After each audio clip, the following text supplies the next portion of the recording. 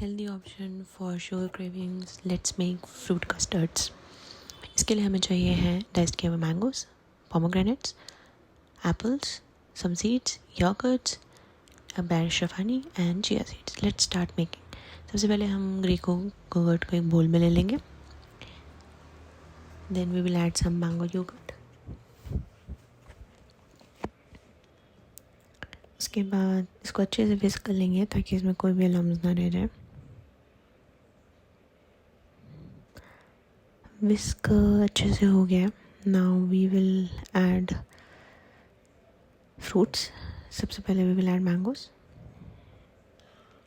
Pomegranate, apples. Let's mix it well. Dash of honey for sweetness.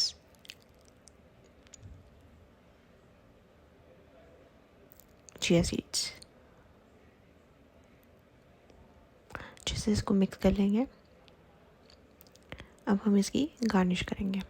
तो सबसे पहले हम बीच में लगाएंगे सम mangoes. Now we'll add some apples. I'm a bit of clumsy. कोई नहीं. अब we'll add pomegranate. इसको भी हम क्लीन कर देते हैं. अब हम इसमें थोड़ा सा चिया सीड्स डालेंगे. मैं 2 टेबलस्पून ऐड करी हूँ क्योंकि मुझे ज़्यादा पसंद है. आप अपने अकॉर्डिंग ऐड कर सकते हैं. अब हम इसमें अपना बनाया हुआ फूड कस्टर्ड डालेंगे. अच्छे से प्रॉपरली पूरा जार फिल कर देंगे.